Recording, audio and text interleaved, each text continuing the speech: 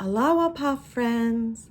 Today I am going to read the 5th story from this book, Daily Reflections and Stories for Children, Volume 2, on the theme of steadfastness. But before we read the story, let's start with a prayer.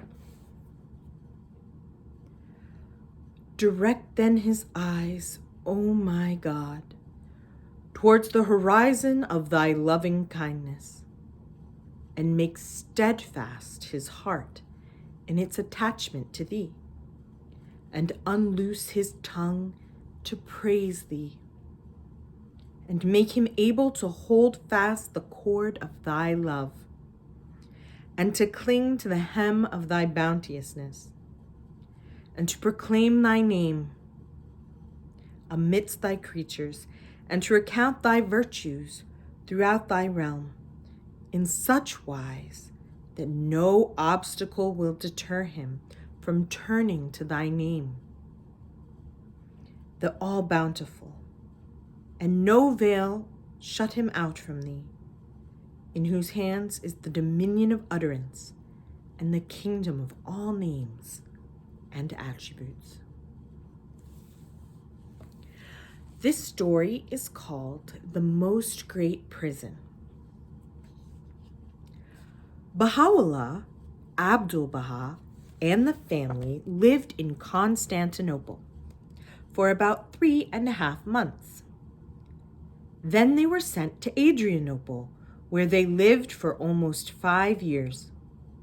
On the 12th of August, 1868, Baha'u'llah and his family were banished from Adrianople. They first went to Gallipoli, and then they were sent to Akka. Abdu'l-Baha was 24 years old. There were about 70 people, family and friends, who climbed onto the ship at Gallipoli, bound for Haifa. Akka was across the bay from Haifa. When they reached Haifa, they all got off the ship and climbed into small sailing boats to travel to Akka.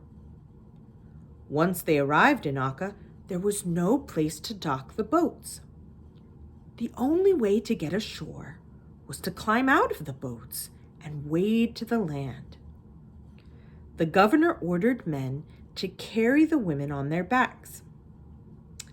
Abdu'l-Baha did not agree with the governor's order.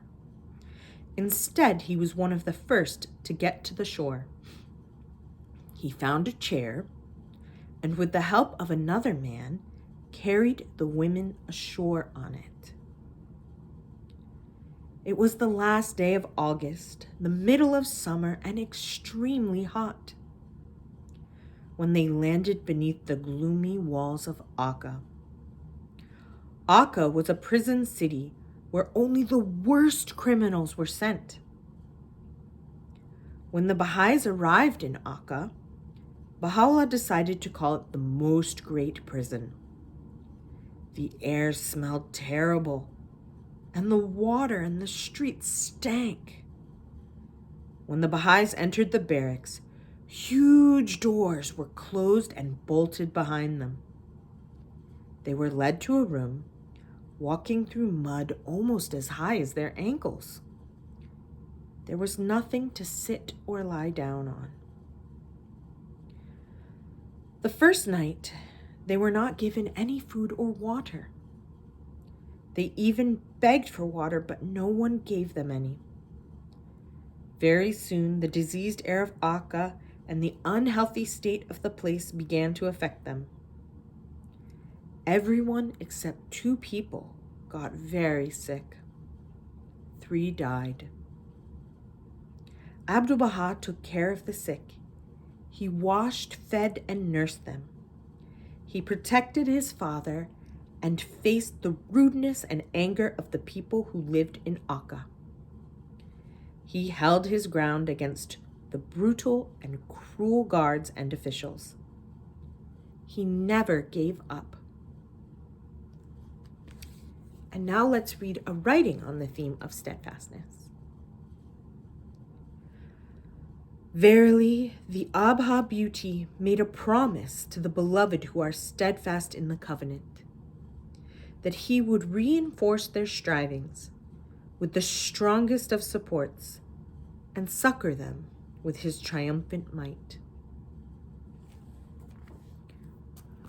So even though it was a very difficult journey to get to Akka, and they were in the most great prison, Abdu'l-Baha continued to serve. He was steadfast and he cared for many people.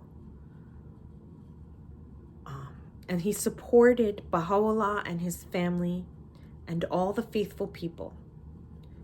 So when we think of our own lives and steadfastness, we can remember that even though when things are hard, we can be committed to what we want to achieve and the people in our lives who we want to love and serve. So even if we're tired, we can clean up our room and be steadfast to our commitment to cleanliness. Even if we're grumpy, we can greet our friends and family with kindness. Even when we are tired, we can work hard and study and go to school. And if we do these things, we are steadfast. We overcome challenges to do the right thing. So I hope you can practice steadfastness this week, and I will see you next week for another story. Alawapa, friends.